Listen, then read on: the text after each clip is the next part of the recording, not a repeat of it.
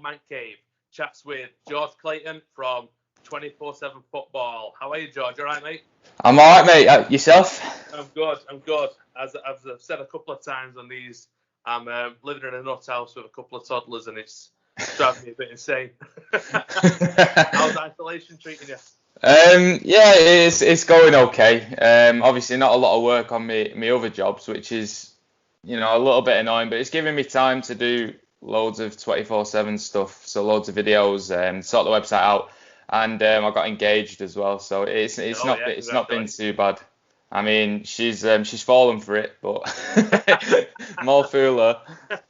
Get them up to be right. So, give me a briefing. When did 24/7 start?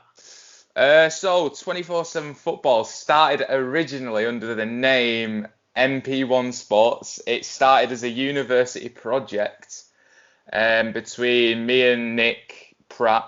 I think it was 2017, could be 2018, and it was more just learning how to use cameras, learning how to be in front of the camera, putting it on YouTube, getting 20 views, but just like learning the ropes. And then we sort of carried on with it. Didn't really know what we were doing with it. We did a few vlogs. We did a few discussions. I think we went to the Women's Champions League final in Cardiff.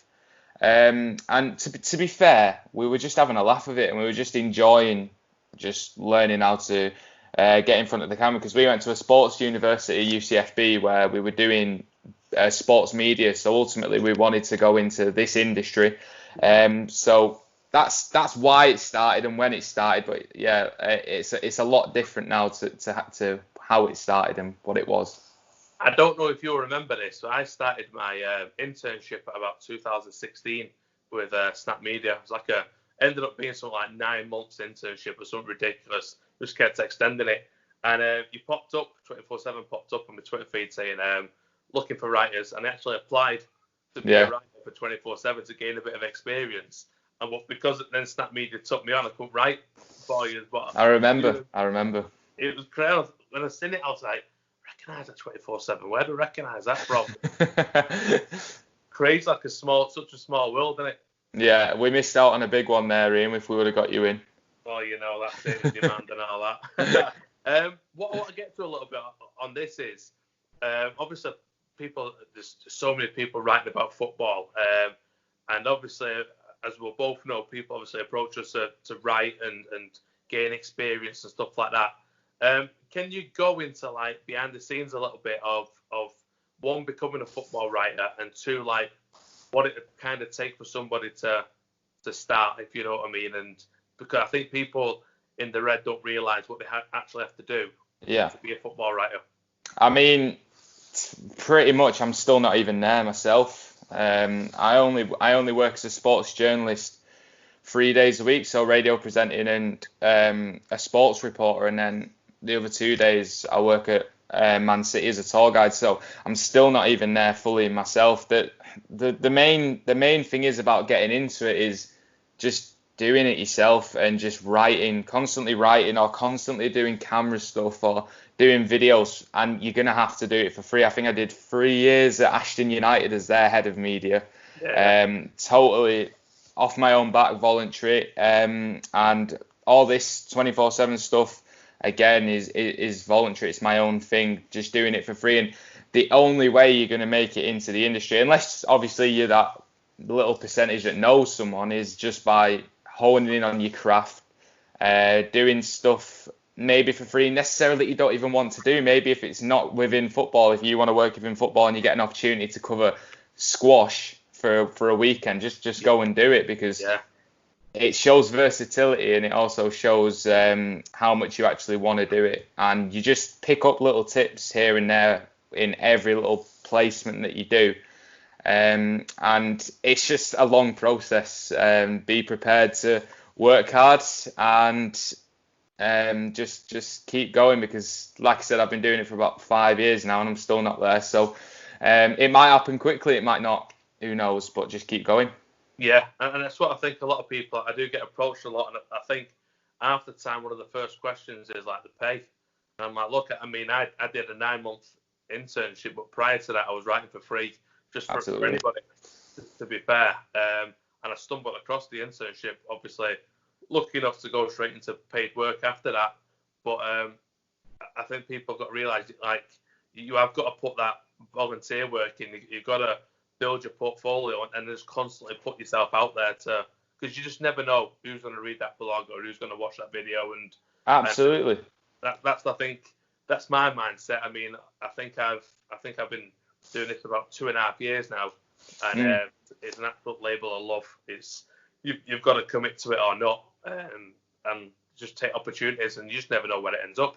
Absolutely, I'd say as well, LinkedIn's massive. Just get connecting with people in the industry, because if you put something that you've done on LinkedIn and the right person sees it, like you've just said, Ian, and maybe it's a Sky Sports producer, you never know. You absolutely never know. But don't be coming in and thinking that like you said, what's the money going to be? Because even now I'm making nothing really, but ultimately it doesn't matter, because you're just trying to break into the industry, and your gains will come further down the line, hopefully.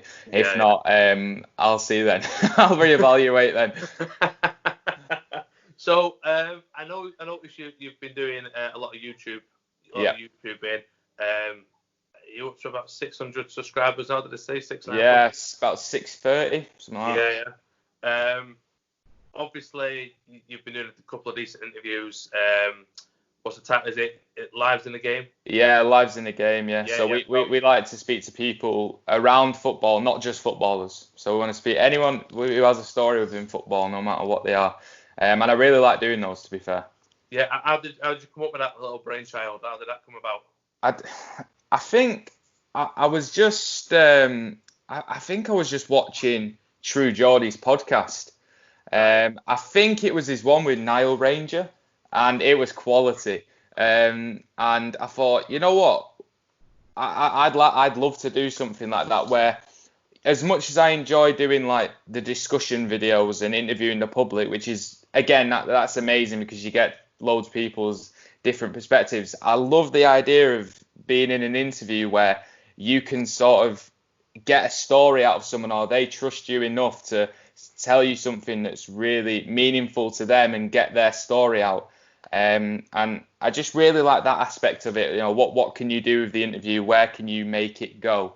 And it's always brilliant to see. So the idea just came from, I think it was just watching True Geordie, and I thought I'll just message a few footballers and see if I could get them to come on. I think the first one was Gareth Seddon, right. And we went down. He was so accommodating, and it was a great video as well. I think he told us things that he'd never told anyone else before. He was saying about how he nearly died in his career and stuff like that. I was like, I never knew this. Yeah. And I think it just snowballed from there, and we've interviewed journalists, club directors. I think the latest one was with Brendan Flood from Burnley and Orlando. And it's just great hearing the stories, something that you'd never get to see from the other side of football. So if you're the fan, you don't usually get to see that aspect of it, and that's the bit that I really enjoy doing.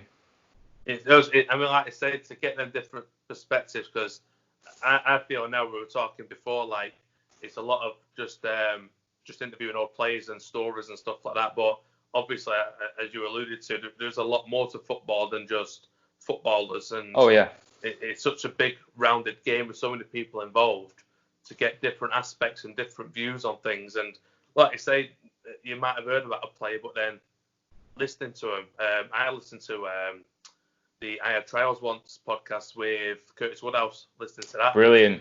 Fascinating listening to them two parts, and how, like, obviously his career went into boxing, and you don't realise it, do you? Because obviously you read tabloids and you hear stories, and like I'd say, to get to someone and have a chat with them is brilliant. What would you say is your best interview so far to date? The best interview so far, I don't know. It's quite difficult, because they've all been very good. Well, to me anyway. Like, so some that have done better in views. So say the Ben Greenall one, which we did, has been the best viewed one. It's been the most liked video on the channel, because he came from football's next star, which I'm sure loads of people watched on Sky One.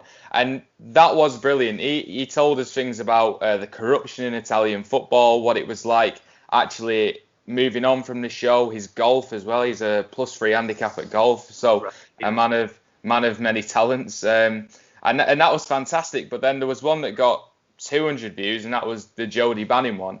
But then Jody texted me afterwards and said that he's never spoken like that about his career, which was brilliant. And he really went in depth on what it is like to be alone in football. So he went to Torquay, but he had to move away from his family. He was living in a hotel. He was just on his own completely. And, you know, that was great as well, because you got to see that aspect of football that no one really talks about, which is a big mental game as well. So I'm not going to say a best one. They're all good. Sitting on the fence right there, aren't you? Yeah. Go and judge it for yourself, everyone. I don't know. I'll leave it at that. So what are your plans going forward? I know you do a lot of FIFA videos, and obviously, like I said, we can't do it at the minute, but because there's no football on, but obviously getting out and about, chatting to the fans. But for 24/7, what's the kind of vision going forward, or what are the things that you want to dip into? So the vision for 24/7, like I said, the main reason I do it is because I enjoy it, and I just want to get my portfolio up, so stuff with camera work. But in terms of taking 24/7 football forward, I'm wanting to carry on what I'm doing in terms of lives in the game and stuff like that. I think that's the main part of the channel. I'd love to do more fan experience videos. I've got a documentary series all written up, but I just don't have the time to do it. So if I can get into a position where I can do more time with 24/7 football, where if it gets bigger, hopefully it does, and then I want to go into like the fan experience documentaries, and do some challenge videos around the country with like fans and stuff like that, and then do more public videos as well, because the public videos are brilliant, because you don't know who you're going to speak to. I think we spoke to someone in Sheffield, absolutely bladdered, and I think it was for the Steel City derby, so it was Sheffield United against Sheffield Wednesday, and there's a Sheffield United fan that was like, "If we win, I'm taking my wife to Marrakesh," and he was just absolutely bladdered.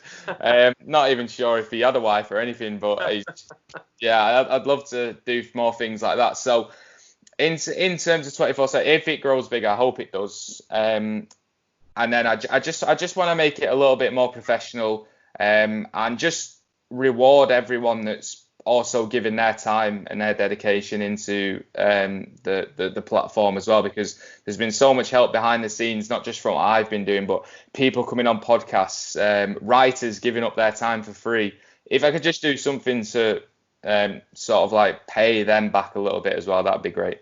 Yeah, definitely. Sounds good. Sounds like a good plan. Give us then where you can find 24/7. Where can you find everything, all your videos and all your articles and stuff? So 24/7 football, search it in on YouTube. We've also got a website. It's 247-football.com. We're on social media, Twitter, Facebook, Instagram. And main one is YouTube, 24/7 football, bright yellow logo, first one that comes up. So that's where you can find all of the content. Perfect. Right. Cheers for your time, George. All right. Thank you very much, Ian. Appreciate that. Good luck for the future, mate. Cheers. See you later.